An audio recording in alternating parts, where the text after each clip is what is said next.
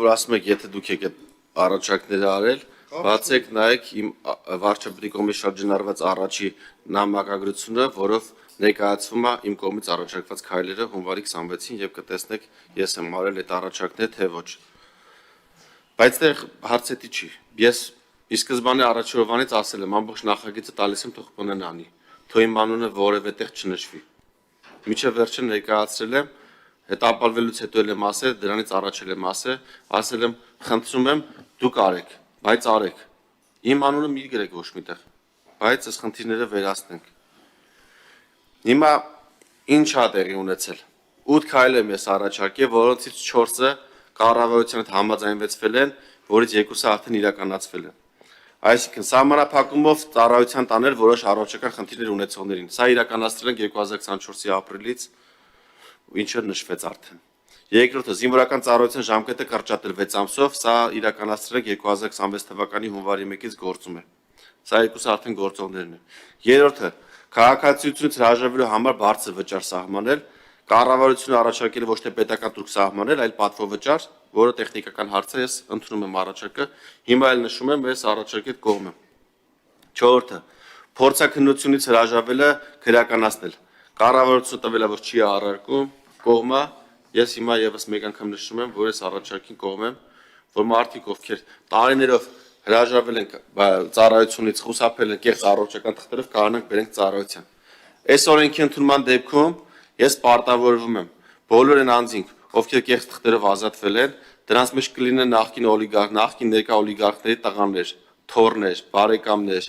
խոշոր գործարարներ, բիզնեսմեններ, նախկին ու ներկա իշխանության հետ կապ ունեցող անձինք, բոլորի որդիներին բերելու եմ զինվորական ծառայության։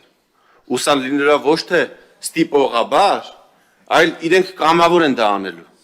Այսինքն իրենք գիտակցելու են, որ իրենք սխալ են թույլ տվել, կամավոր գալու են, որպեսզի քրեական պատասխանատվության նաև չենթարկվեն, գալու են ասեն ծառայության, վճարելու են գումարներ, այդ հավաքագրված ավել ռեսուրսով ու գումարով էլ մեր մյուս տղաները ավել աշխատավարձ են ստանալու։ Չենք անի սա։ Նրանք չեն գա ծառայության, գումար չեն վճարի ու այս արատավոր պրակտիկան կշարունակվի, որոշողը դուք եք։ Հաջորդը, 5-րդը, զրակոչի սահմանային տարիքը առաջարկել եմ 27-ից դարձնել 37։ Սկզբից պաշտպանության նախարարությունը կողմ էր, հետո ասում է, որ նպատակահարմար չի։ Հիմա ես ինչ եմ արձանագրում։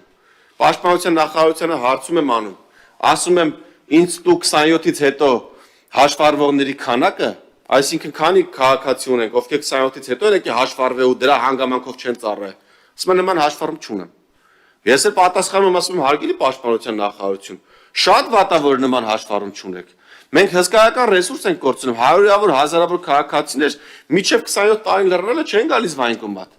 27-ից հետո գալիս են, ասում են, մեզ հաշվառեք, ասում են ծառայած չեք, ասում են տարեք ծառայության։ Մեկը ասում են, վայ ձեր ծառայության տարիքը լրացած է։ Վայնի բիլետը տալիս են գնում անձնագիր է ստանում այդ քաղաքացին։ Հսկայական ռեսուրս ենք կորցնում։ Էլ չեմ ասում, որ վաղեմության ժամկետը կիրառվում է 37 տարեկանում 2500-ից ավել կարճված քրեական գործեր ունենք։ Ասում եմ եկեք սահմանային տարիքը բարձրացնենք, սրա դեմը առնենք, ասում են ժամանակավրեպ է։ Արա ասում եմ աղբեր ջան, Իրանում մեր հարևան սահմանային տարիքը 40-ն է։ Ադրբեջանում 41-ն է, Թուրքիայում 42-ը։ Այս մեր հարևան պետությունները, որը որ մեր զորակոչի խնդիր չունեն, ոնց որ մենք ունենք, ոչ բնակչության թվի խնդիր ունեն, որ զորակոչի։ Իրանց մոտ սահմանային տարիքը 40-ն է, մեր մոտ 27։ Ասում եմ պիտի հակառակը լիներ, գոնե կամ մենք պիտի հավասարացնենք։ Ասում են չէ, նպատակարմար չի։ Դե թող նպատակարմար չլինի։ Քաղաքացիները շարունակեն վաղեմության գործերը, քրեական գործերը շարունակեն կարճվել, մարդիկ էլ չհաշվառվեն 27-ից հետո գան հաշվառվեն, ոչ ծառայեն, ոչ գումար վճարեն։ 7-րդ կետը։ Հայաստանի Հանրապետության քաղաքացիություն ստանալու համար գրավիչ պայմաններ ստեղծելը։ Արդեն նշեցի, առաջարկում եմ, ասում եմ քաղաքացիներին տան գրավիչ պայմաններ, որ կան Հայաստանում քաղաքացիություն ստանան, հարկերը սկսեն Հայաստանի Հանրապետությունը վճարեն, լրացնեն մեր պայստազորը, ավել գումար տան, այդ գումարներ հավաքագրված էլի բաշխենք ծառայողների միջև, չեք ուզում, չենք անի, որևէ խնդիր չկա։ Կսպասենք 27-ից հետո կդառնեն քաղաքացի կամ մինչև 27 դառնալը կարող է փոշմանեն ռուս-ուկրաինական պատերազմն էլ ավարտվի, այլևս ցանկություն չունեն Հայաստանի ազգագիր ստանան, ինչը որ այսօր ունեն, որովհետև Հայաստանի ազգագիրը այսօր իր համար լուրջ նշանակություն է ներկայացնում, հատկապես այս երկու երկրների քաղաքացիների համար, ազգությամբ հայերի մասին է խոսքը։ Եվ 8-րդ, Ասում եմ, այս հավաքագրված գումարները, որը արդեն 2-3 օրենքներով, որոնք ընդունված են, հավաքագրվել են ու առաջարկվող փոփոխություններով բաշխենք զինծառայողների միջև։ Ասում են, մենք չենք պաշտպանության նախարարությունը ասում է, մեր համար հայտնի չի թե ինչպես եք դա անում։ Ես ասում եմ, հիմնավորումներում նշել եմ, միավոր ժամանակահատվածում հավաքագրված ամբողջ գումարը բաժանվում է այդ տարի զորացրվողների միջև։ Այսինքն, այս պայն հավաքագրված գումարը բաշխվում է ամառային զորակոչին զորացրվողների միջև։ Հավաքվել է 10 միլիարդ, ամեն զինվոր կստանա 1 միլիոն։ Կհավաքվի 20 միլիարդ, ամեն զինվոր կստանա 2 միլիոն։ Չի հավաքվի, չի ստանա։ Բայց ասում են դա էլ նպատակահարմար չի։ Դե եթե նպատակահարմար չի, հիմա այստեղ արդեն ուզում եմ դիմեմ մեր քաղաքացիներին, սիրելի հայրենակիցներ, ես 19 թվականից աշխատանք եմ տարել, որպեսզի այս օրենքի նախագիծը կյանքի կոչվի,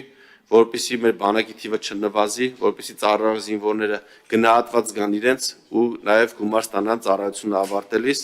ինչպես նաև մեր հազարավոր քաղաքացիներ, ովքեր ինչ-ինչ հանգամանքներով այսօր գտնվում են Հայաստանից դուրս եւ չեն կարողանում վերադառնալ եւ ծառայել ամբողջ ժամկետով, առաջարկում էի նրանց տալ հնարավորություն վճարել եւ գալ ծառայել կարճատ ժամկետով։ Ես մեր հայրենակիցներին եւս չեմ կարողանալու այդ հնարավորությունը տալ, ինչի համար ցավում եմ, բայց պետք է արձանագրենք, որ ես դրա համար արել եմ ինձանից կախված առավելագույնը ու նաեւ սրանով պայմանավորված նաեւ այն հետագա ընթացքը, որ տեղի է ունեցել, ցավոք սրտի շանսերը, որ իմ ազգային ժողովի պատգամավոր չլինելուց հետո այլ պատգամավոր կամ այլ մարմին նման նախագիծ կշրջանառի զրոյական եմ համարում, ինչով պայմանավորված բանակի թիվը չի աճի եւ չի դառնա այն, ինչը մենք երազել ենք ու ցանկացել ենք ու նաեւ մեր խոսքում բանավոր թե գրավոր դրա մասին պարտավորվել ենք, որ պետք է անենք։ Ցավոք սրտի պետք է արձանագրեմ, որ այս փուլում տարակուսած եմ ազգային ժողովի պատգամավորների վարքից ու ինչ վերաբերվում է պարոն Սարգսյան, որ ասում եք իրավիճակը փոխվել նախորդ անգամվա դրականից կամ պարոն Խաչատրյան, ճիշտ եք ասում։ Վատացել է քրիտիկական վիճակը նախորդ անգամվանից։ 44%-ով ավելացել է քաղաքացիությունից հրաժարվողների թիվը, որ հիմա ասում եք իրավիճակը փոխվել, շատ ճիշտ եք ասում։ Վատացել է։ Եվ երբ կառավարության 2025 թվականի մայիսի 22-ին արտաքին գործերի նախարարը ասում էր, որ այս խնդիրը միշտ եղել է ու լինելու է, որևէ իշխանություն այս խնդիրը չի լուծել, եւ մենք պետք է գնանք այս խնդրի լուծման ճանապարհով ու առաջարկում եմ կողմ քվեարկել, որպեսզի մենք լուծենք այս խնդիրը, ընթացքում բացեր կտնանք կշտկենք, բայց պետք է գնանք ու լուծենք։ Որևէ մեկը հանձնառություն չի առել, մենք այդ հանձնառությունը պետք է առնենք ու լուծենք։ Կառավարությունը միաձայն տվեց դրական եզրակացություն։ Դրանից հետո ազգային ժողովում նախագիծը տապալվեց Անդրանիկ Քոչարյանի ձեռնպահ ձայնով, եւ ձեռնպահ Դուք դեմ, ավելի լավ որ դեմ եք ասում։ Ինչ տեղի ունեցավ նախորդ տարի մայիսին ես եմ արձանագրում պարոն Քոչարյան, որպեսզի բոլորի համար ամեն ինչ պարզ լինի։ Կառավարությունը դրական եզրակացություն ստացած նախագիծը եկավ ազգային ժողով։ Ազգային ժողովում իշխանական խմբակցությունը ամբողջությամբ բացառությամբ Քոչարյան Անդրանիկի կողմ քվեարկեց, ուրեմն նախագծին կողմ են քվեարկել Խաչատրյան Արմենը, Մերաբեն Արծումը, Քրիստինեն, Ալեքսանյան Վահագը եւ ես 5 կողմ դիզայն ա եղել, ընդդիմությունը պատիվ ունեմ, որ Հայաստան դաշինքը 4 դեմ են քվեարկել, Քոչարյան Անդրանիկը քվեարկել է ձեռնպահ, այսինքն ձայներից 5 կողմով, 4 դեմով ու 1 ձեռնպահով նախագիծը ստացել է բացական եզրակացություն եւ մերժվել է, սրա արդյունքում մենք կորցրել ենք բանակի 30%-ը։ Ավելացրել որ դիագումարում դուք եք դեմ քվեարկել, դե նախաձեռնությունը ընկնում է դեմ ու ձեռնպահ քվեարկած պատգամավորների վրա, ու մեր ժողովուրդը պետք է իմանա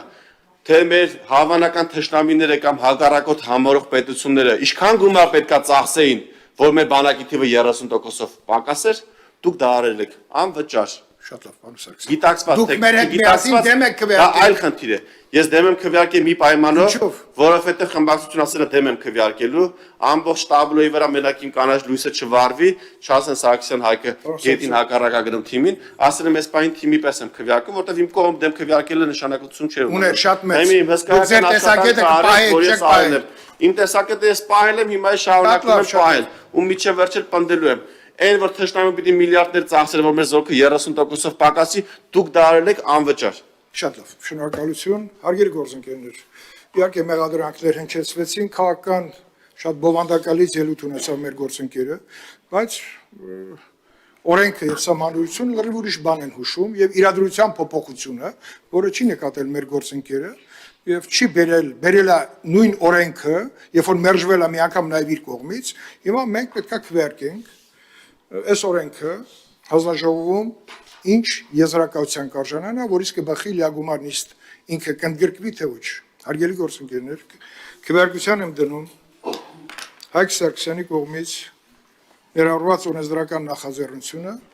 հանձնաժողովում եզրակացություն ստանալու համար։ Ովքեր են կողմ, դեմ, ձեռնպահ, չանցավ, ստացավ բացական եզրակացություն